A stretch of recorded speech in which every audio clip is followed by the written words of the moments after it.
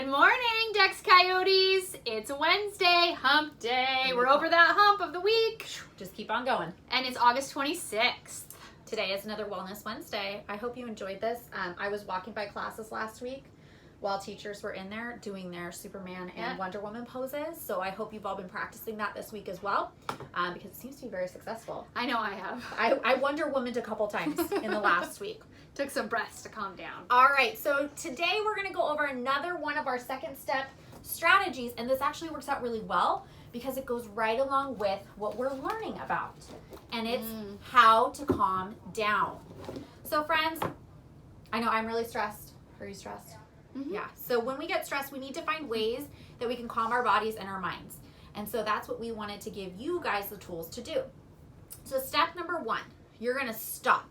You need to signal some way to yourself that you need to stop and focus your brain on calming down. So sometimes for me, I need to get out of that room and go to another room. Sometimes if I'm at home, I lay down on my bed. Whatever it is that you need to do to get yourself kind of centered and focused on calming down. And this is the social emotional part that we talk about regulating ourselves, right? Because we're the only ones that can truly be in control of our own emotions. Yeah. So this is going to be the beginning of how to self-regulate. So just like you said, step 1 is just stopping. Yeah. Right? So step 2 is that you're going to name your feeling. So you need to identify to yourself, I am feeling upset, or I am feeling sad, or I am feeling anxious, whatever it might be. Identify it. It's okay to say those things. It's okay. We're not happy all the time. It's humanly impossible. Okay. And if you haven't seen the movie Inside Out, it's one of my favorite I love movies. that movie. And that's a really good message in the movie Inside Out, because basically what it says is we always want to be happy and have joy all the time, but it is impossible to have joy without having all the other emotions. Because remember sadness in the movie? She's like always around. That's because you have to have joy you have to have sadness in order to have joy. Exactly. And anger and all the other emotions that come with being a human being.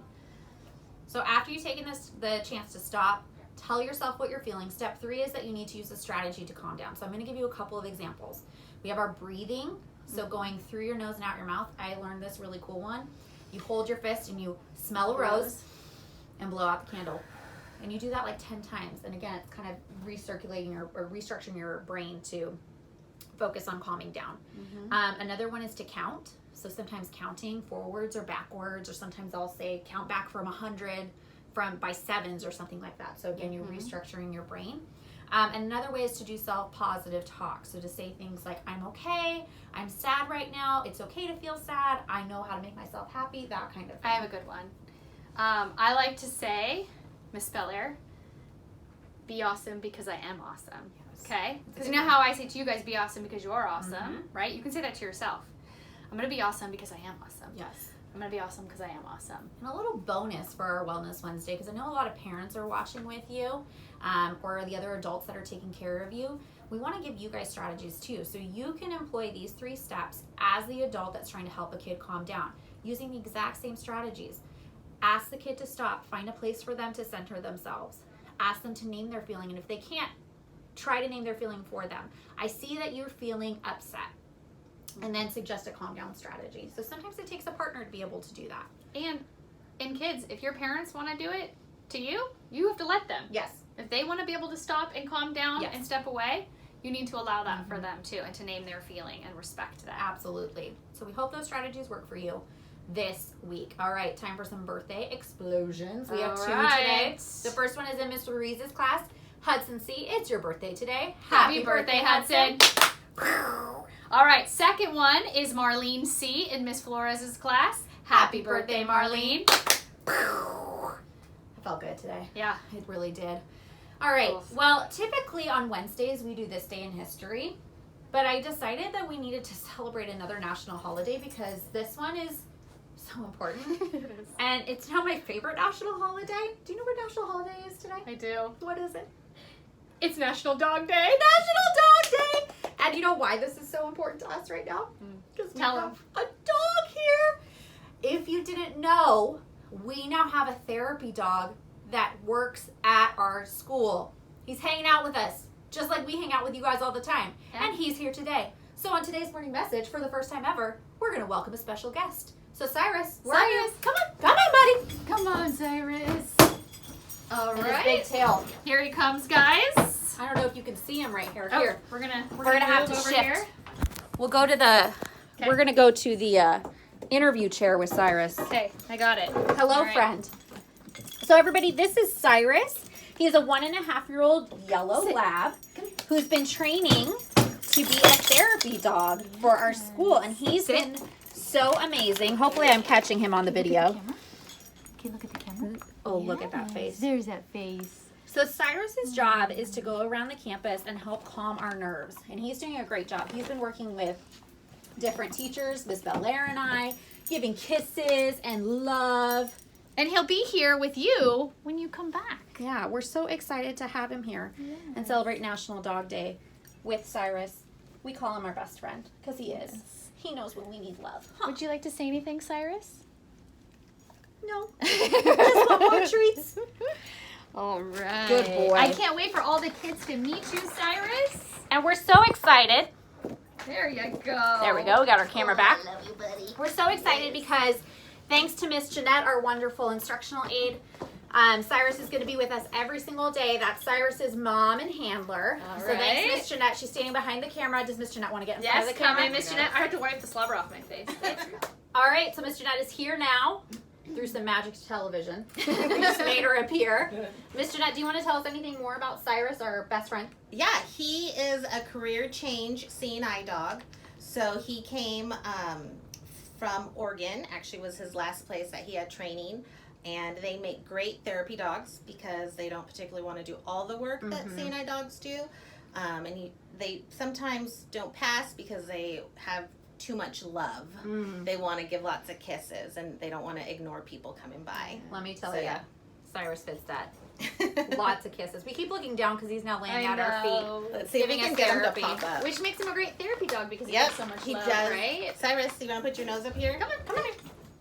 We'll see if we can get him all the way up. Can you Come sit here. up? He's- He knows he's not supposed to jump. I know, sorry, buddy. Okay, we'll try again later. If you don't know, Cyrus has his own Instagram account. It's pretty So cute. if you want to follow what he's doing, since you guys don't get to see him every day yet, go on Instagram or have your parents go on Instagram. And his handle is @CyrusTheDexDog. @Cyrus _the_Dex_dog. It's a little long. But you can see what he's been up to while he's been hanging out with us. So we get extra love and kisses right now, which is fine by me. Super fun. Oh, thank you, Miss Jeanette. Thank you so much, Cyrus. Bye, guys. I miss you. All right, next we're going to do our activity for the day. So if you have not checked out your Parent Square message, Miss Jones, who is our school psychologist, has given us yet another wonderful activity for mindfulness.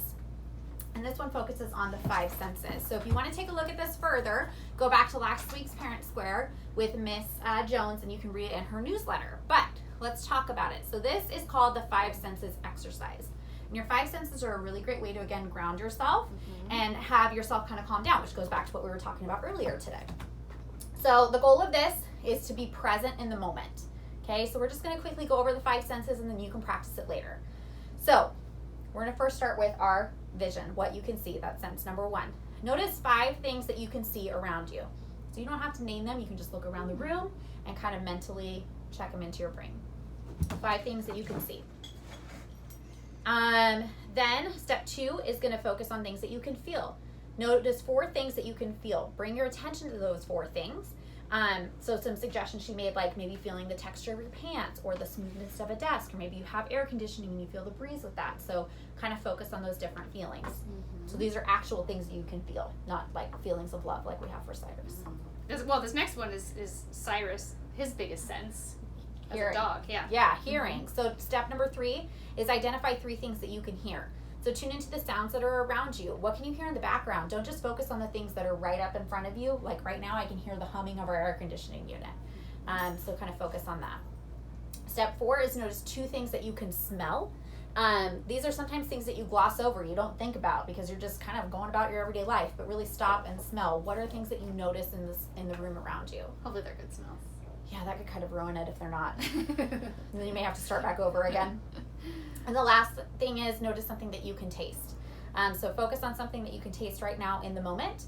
You can take a sip of water. You can take a bite of chocolate, which is always my favorite.